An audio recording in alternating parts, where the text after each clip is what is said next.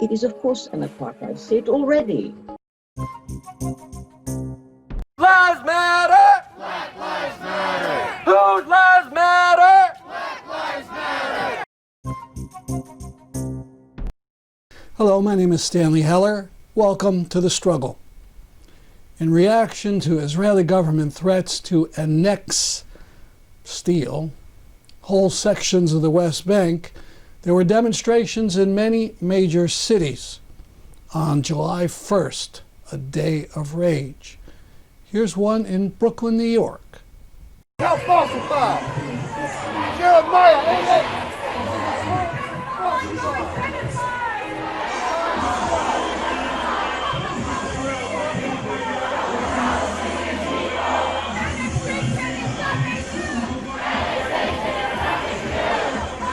Palestinian professor Ghada Karmi speaks about the meaning of annexation.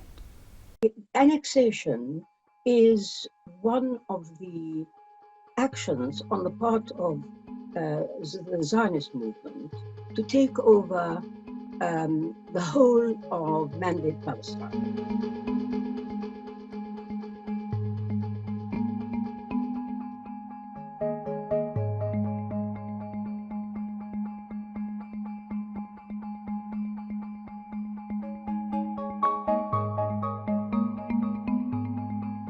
Is the 100th year anniversary of something very important that happened in Palestine on June the 30th, 1920. And what that was the arrival in Palestine of the first civil administrator in Palestine, dispatched from Britain, a man called Btselem, who was going to be the first High Commissioner. He was a Jew and a committed Zionist. And the government sent him out to take over the administration of Palestine from the British military, who then ruled the country. When this happened, the military commander in charge of Palestine, a man called Louis Balls, was really not happy at all about this civilian coming out to take over Palestine. And so, in an expression of his anger, he did a handover to Herbert Samuel, and he wrote out a bill of receipt in which he wanted Herbert Samuel to sign this receipt, which says, "Received, one Palestine complete." And we know that from that moment on, the Zionists grew in strength, from strength to strength. More land, more Palestine. The Zionist movement started with taking 78% of the land in 1948. That's what is called Israel today. Then in 1967, they moved into the West Bank, East Jerusalem, Gaza. When within the newly conquered territories, from 1967 till today, the movement has been colonizing these territories in an incremental fashion. So one has to understand that the annexation is in fact a formalization of a process that has happened on the ground. By now, really I feel, Israel won't rest until it again achieves the receipt, only this time one Israel complete. If you look at the map, if you look at what's happening, you know that the lines between 1967 and 1948 are very blurred. It is, of course, an apartheid state already. Everybody is aware, and certainly the people who live there, that they're treated as differently and discriminated against, and that is apartheid. The only difference would be that the apartheid would become official, would become formal. Here's a rally in Paris, France, for Palestinian rights.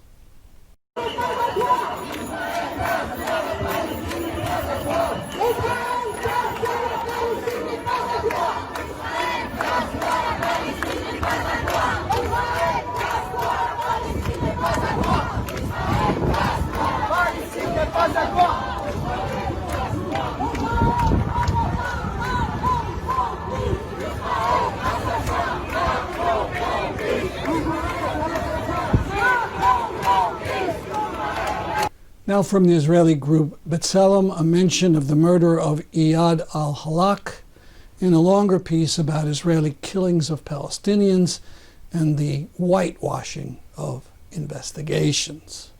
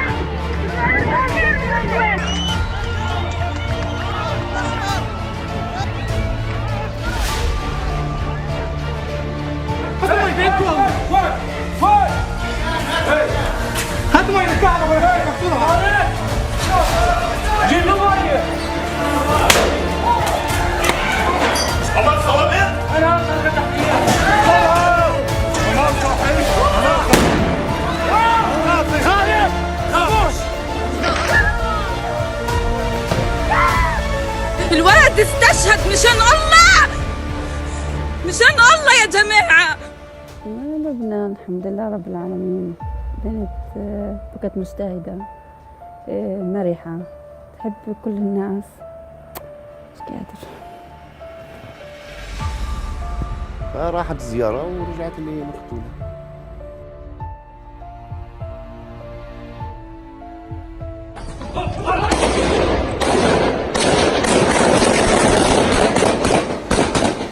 عدموا الشعب، عدموه، هربتوا عدموا الشعب، قتلوه معلموا.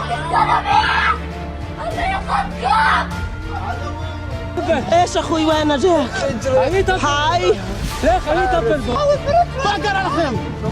هاي استنى متصاوب. هاي استنى استنى روحي من هنا، مش رايح، مش رايح. خلاص.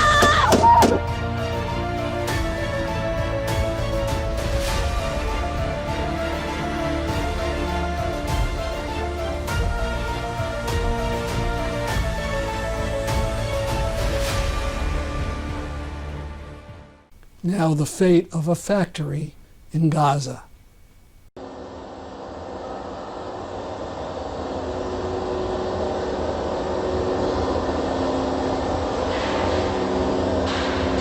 طلع عندك كان عمال فوق وعمال هنا وعمال هنا.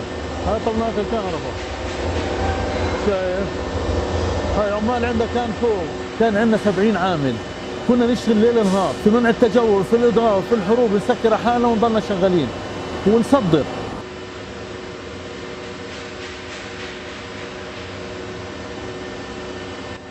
يوسف رباح شرف، صاحب مصنع شرف لأنابيب الغاز وتشكيل المعادن. طبعا بدأ المصنع من سنة 1970. كنا نشتغل أدوات كهربائية، ماكينات الحام، محولات كهرباء. بعدها بدينا سنة 1982 بدينا نشتغل اسطوانات غاز. طبعا بدينا نصدر على الضفة وإسرائيل. لما بدأت الاتفاقية توصل هنا بدأ خرابان الديار عندنا. يقول لك اتفاق بتفتح الدنيا وبتفتح الحدود، لكن ما لقينا شيء يبسطنا، كله حصار في حصار. اقسم بالله العلي العظيم عندي ماكينات بعتها عشان اصرف. ضلينا في تراجع في تراجع في تراجع، وبعديها ضلينا واقفين لاخر درجه. انتهينا بالمره من سيء لاسوء لاسوء لاسوء.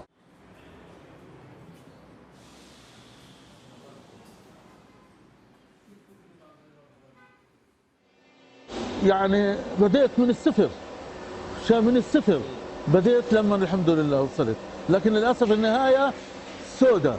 عمري كله ضيعته، انا عمري 70 سنه، عمري كله ضيعته في المشروع هذا.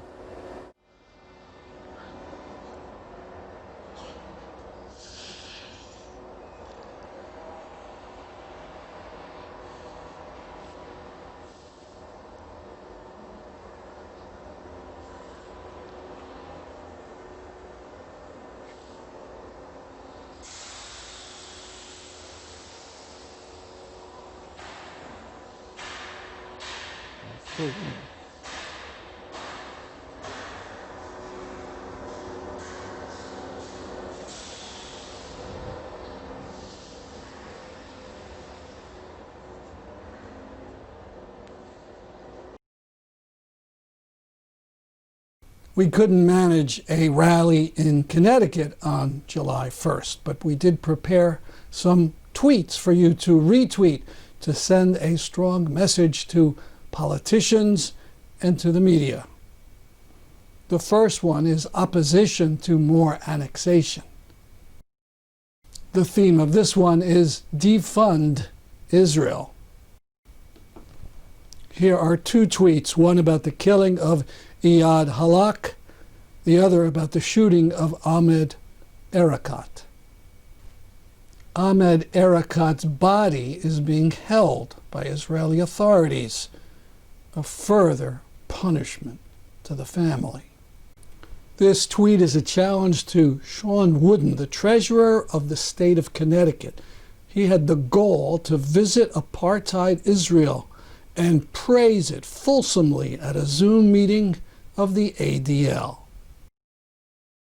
A different kind of photo was attached to this tweet that opposes annexation.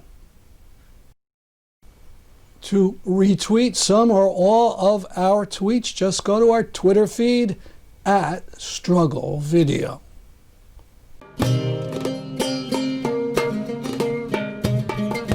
أنا اسمي فريد معرة النعمان، نازح ومهاجر من مدينتي بعد ما احتل نظام الأسد، وحاليا عايش على حدود السوري التركي. يعني نحن مطلق بالنسبة لقانون قيصر إنه قانون قيصر كتير مهم. كشف نظام الأسد على حقيقته، كشف كيف بيعامل نظام الأسد السجناء الأبرياء داخل السجون. يعني صور قانون قيصر كانت يعني كشفت النظام الأسد حقيقته. هو لسه هذا جزء كتير بسيط من اللي عم بيصير بالسجون. يعني نحن بنطالب ومطالبنا طبعا كسوريين نحن عايشين بالداخل السوري انه يتحقق القانون قيصر مشان ينجاب الأسد على المحكمة ويتحاكم. يعني عم تنقتل العالم الأبرياء يعني بياخذوهم على مقابر جماعيه، ما حدا بيعرف. يعني بيصوروهم بيوثقوهم عندهم مشان يعني يتفاخروا بجرائمهم. During this time of pandemic, the rulers of China thought it a perfect opportunity to extinguish freedom in Hong Kong. The Lausan Hong Kong group had a demonstration in front of the Chinese consulate in New York near the UN. One issue they raised was Black Lives Matter.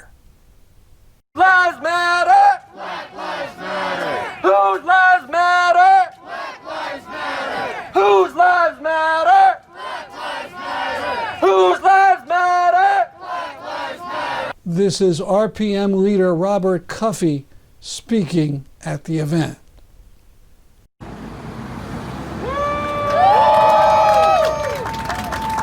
Now, at the beginning of this year, the world was gripped with this COVID-19 crisis, right?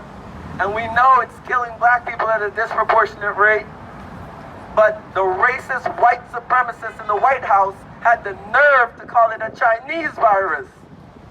Is that right? No! It's not a Chinese virus. You know what it is? It's a capitalist virus. And it's international.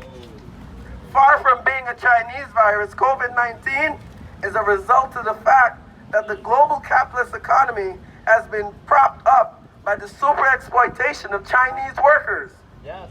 Yeah. So badly exploited that they've created a whole caste of workers drawn from the countryside to the port cities, where they exist as a new class of Hoku workers living in conditions so terrible that their dormitories have to have suicide nets outside of it. This is what capitalism is. It is exploitation for the purpose of profit. We want a different society built around human need. Our society will prioritize what it takes to keep us safe.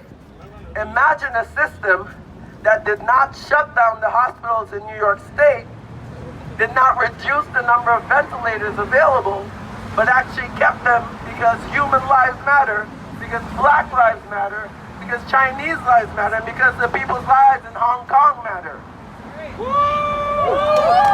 We heard about how the ruling class around the world is changing techniques, right?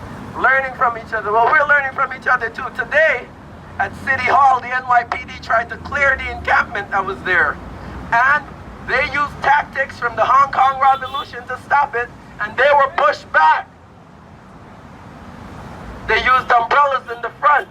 We learned from this movement, and we hope that you learn from our movement. On Sunday, July 5th, a rally and protest march, Justice for Maarat, starting from the West Haven, Connecticut Green at 3 p.m. You can read more about the case in this piece I wrote for New Politics. Now from Amnesty International, some truth about tear gas.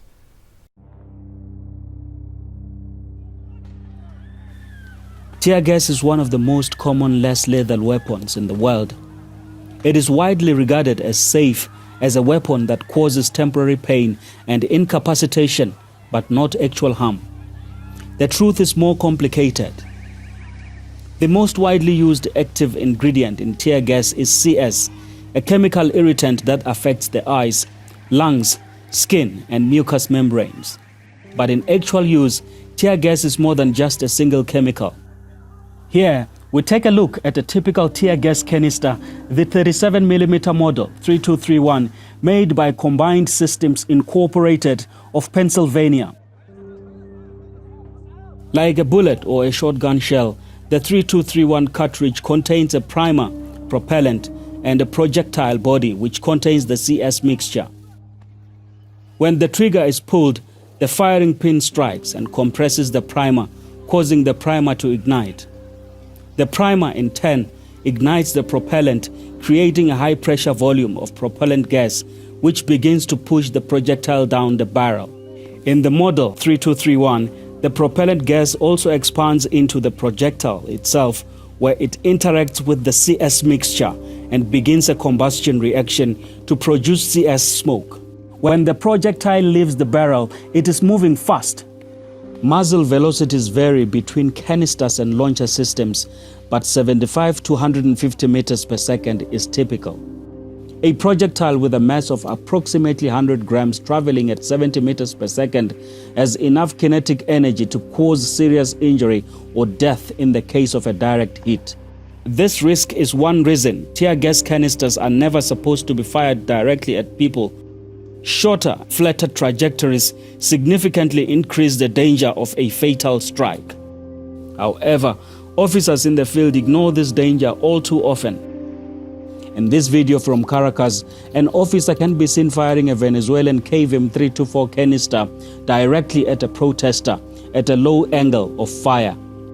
The projectile's entire trajectory is caught on camera. Here, the projectile causes visible damage to the protester's wooden shield.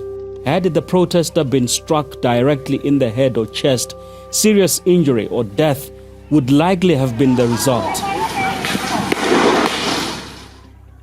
Even ignoring the risk of a direct hit, the dangers of tear gas itself are often understated. In sufficient concentration, tear gas can create a breathing hazard rather than just a temporary irritation.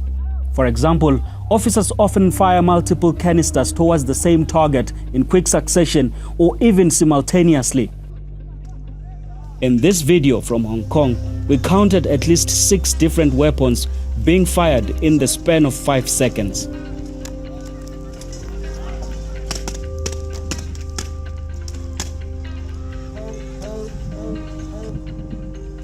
We then counted at least 15 projectiles visible on the ground, emitting smoke. Satellite imagery of this location in Hong Kong shows that these projectiles were all within a 10-meter radius. From the footage, it is clear that the smoke plumes from the projectiles overlapped significantly, resulting in a large area of concentrated CS smoke. Protesters attempting to disperse from the area may well have been exposed to higher than typical concentrations of CS for longer than typical durations as a result of this excessive deployment. In addition to excessive deployment by officers, environmental factors such as terrain and features of the built environment can also make use of tear gas more dangerous. This video from Philadelphia shows police firing tear gas into a crowd of protesters on an urban freeway embankment. As canisters land in the middle of the crowd, the protesters have nowhere to go. The steep embankment, surrounded by high fencing, restricts the crowd's ability to disperse, significantly increasing the risk of more serious and long-lasting health effects from prolonged exposure. Cases like these continue to become more common and widespread as tear gas becomes a standard police response to civil disturbance worldwide. The quantity and variety of tear gas weapons available to police continues to grow every year, with little to no real oversight or acknowledgement of its potential to cause severe pain, suffering, or even death. Amnesty International have documented many cases of severe pain or suffering caused by tear gas use, as well as instances in which its use is clearly punitive. Our conclusion is that in such instances, the use of tear gas constitutes torture or other ill treatment under international law. I was changing stations on the car radio and came to the Rush Limbaugh show. He wasn't there personally, maybe he was on a vacation. He had a replacement and was talking to someone who had phoned in, someone who claimed to be a physician's assistant. They were both grousing over masks and social separations and closings.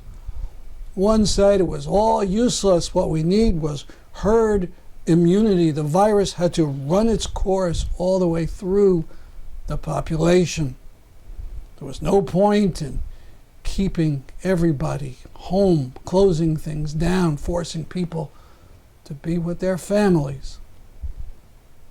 And they agreed that 50% of the people dying were in nursing homes, and people in nursing homes die all the time. What cruel pigs these guys are. For them, people in nursing homes can all die. Even though some people live in those facilities fairly happily for decades. And what about the other 50%? Middle-aged people and even young people who perish from the COVID. And if you get it and don't die, suffering for weeks and weeks, sometimes even months. No sympathy for any of them from these guys, because the big money guys, whom the Limbaughs of the world serve, want to get back to buying and selling and exploiting. USA is looking more and more like a failed state. We've lost 130,000 people so far from the virus. China, where it all started, suffered a total of 4,600 deaths. Greece, 192 deaths. The West Bank and Gaza, 8 deaths. Oh, and Vietnam hasn't had a single death from the COVID virus. And from the climate group 350, a youthful animated meditation.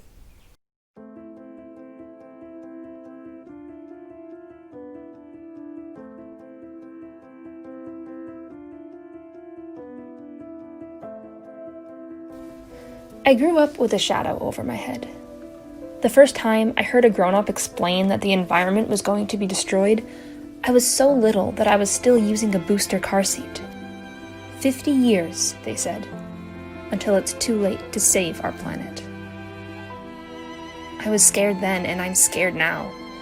And today, scientists say we have a lot less than 50 years to turn things around. I grew up with a shadow over my head. Did you grow up like that? I can't really imagine what it would feel like to look at how beautiful the world is and not feel like I was grieving for a dying person. I think most of us understand the external dangers of climate change.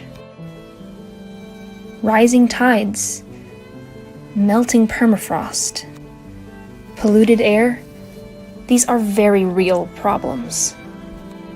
But have you taken time to grapple with the harm this is causing in our minds and hearts? They are equally real problems. Children breaking down from trying to carry the weight of the world on their shoulders. The guilt we feel every time we do normal things, like buy food or turn on a light switch. The trauma of the slaughterhouse and the factory farm that we know and suppress. The oil drillers and farmers and manufacturers who must constantly cope with the choice between respecting the planet and earning a paycheck. I grew up with a shadow over my head. There are so many parts of this crisis, and I can't speak to all of them. I can speak to how it feels to be a young adult on the verge of independence and know that it's not enough for me to finish my degree, get a job, and have a family. I know how it feels to believe that if I don't give everything in me to stop these ecological massacres, to literally save the world, then billions of innocent human and non-human creatures will suffer. I know how it feels to wonder if my future will be only a series of disasters and crises, one after another. I know how it feels to ask myself, when I was only a child, if the human race even deserves to survive. I am not the only young person who feels this way. Maybe it's our role in the world to feel the pain that others will not or cannot feel. We have grown up with a shadow over our heads. Of course, I ask myself, if I had the power to change all of this, what world would I want to see? When I think about that, I keep thinking of the word honest. I want us to live lives that are honest about three things. Honest about limits. Honest about work. Honest about pain. To be honest about limits means that we take planetary boundaries seriously. We would like to always be comfortable, to never have to make sacrifices, to have access to everything we want. But we can't. Our planet has limits, and we will run up against them, one way or another. To be honest about work means that we reckon with what it takes for us to stay alive. We get connected to our food, to our bodies, to our communities. We make meaningful work a part of everyone's life at every stage. And we get used to working with our hands and feet because our bodies are the most honest things we have. To be honest about pain might be the hardest thing we ever do. It means that we surrender to this truth. Pain, uncertainty, and loss are a part of the world. And we also are a part of the world. We do not control it. Can we let go of the lie that money, possessions, and power can protect us from feeling grief and pain? Can we trust our communities, trust nature, trust time to help us handle hard things? Somewhere in ourselves, we already know these things. We know that limits, work, and pain are real. We know that without them, the world just doesn't work. And our attempts to avoid what scares us have resulted in so much harm to the world. I grew up with a shadow over my head, and I spent a long time trying to avoid that shadow. But when I faced it, when I leaned into my grief over the state of the world, I found a sense of meaning that I had never known before. To turn our path around means that we all have to find the courage and the empathy to face what's hard. If we can do that, we can reinvent our relationship with the world. We can make sure that no more children grow up under a shadow, but in the full light of the sun.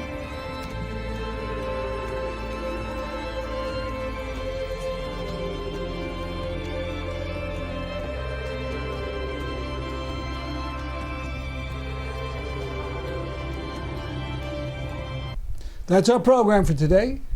See you next week at this time. Stay safe, but stay active. I'm Stanley Heller for The Struggle.